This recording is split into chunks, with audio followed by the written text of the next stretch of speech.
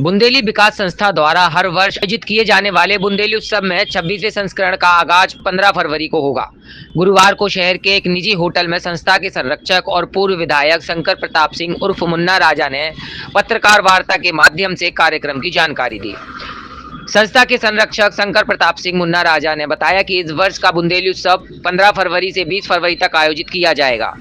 आयोजित के प्रथम दिवस उत्सव के उद्घाटन के साथ ही रंगोली, लोक चित्रकारी, बुंदेली आधारित बच्चों की सांस्कृतिक कार्यक्रम, विराट दंगल, कबड्डी, चौपाल, गिल्ली डंडा की प्रतियोगिता होगी। साथ ही बुंदेली सिनेमा का भी प्रदर्शन किया जाएगा। दूसरे दिन 16 फरवरी को सुबह 8 बजे से कबड्डी, खो खो, चौपाल, गिल्ली डंडे की प्रतियोगिता होगी।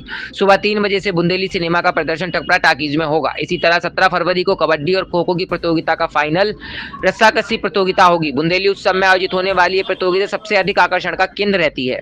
इस प्रतियोगिता में गांव की महिलाएं घूंघट डालकर जोर आजमाइश करती नजर आती हैं। वहीं पुरुषों की प्रतियोगिता भी देखने लायक होती है। 18 फरवरी को दोपहर में बैलगाड़ी दौड़ और रात्रिकालीन में रंगारंग कार्यक्रमों का शुभारंभ किया जाएगा। देखिए, प्रोग्राम तो जो 25 वर्षों से होता आ रहा है वही है, लेकिन उसमें होता क्या है, हर बार जैसे कोई हमें नई विधाएं जानने वाले लोग मिलते हैं तो हम उनको बुलाते हैं। नए खेल और कूद में जो लोग हैं उनको बुलाते हैं। टोटल ये है कि बुंदेलखंड में जो सांस्कृतिक विरासत थी, चाहे वो गायन की हो, चाहे नृत्य की हो, चाहे ट्रेडिशनल जैसे अपने गेम्स, खेल कूद वगैरह ये होते हैं, चाहे यहाँ का खान पान हो, इनकी प्रतियोगिताएं हम लोग लंबे समय से कराते आ रहे हैं और वही हम लोग कराते हैं। कई उद्देश्य ऐसे होते हैं कि जैसे बैलगाड़ी दौड़, अब आजकल आपने देखा होगा कि ये ट्रैक्टरों की वजह से, वाहनों की वजह से बैलों की बहुत दुर्गति हो रही है।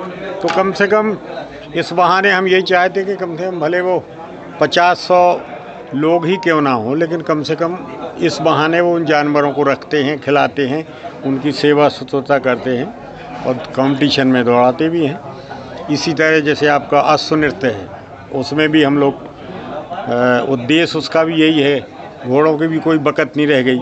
शादियों में ले गए तो ले गए, नहीं तो पहले घोड़ों की बहुत बकत होती थी। अपने यहाँ की जो सेनाएं थीं, वो सेनाएं क्या, हमने तो छतरपुर ज़िले में ही देखा कि पुलिस थानों में इतने इंटीरियल में हुआ करते थे कि वहाँ पे थानेदार और पुलिस को घोड़ों पे जाना पड़ता था।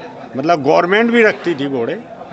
तो यही सब इसी उद्देश्य से ये सब कार्यक्रम हो रहा है।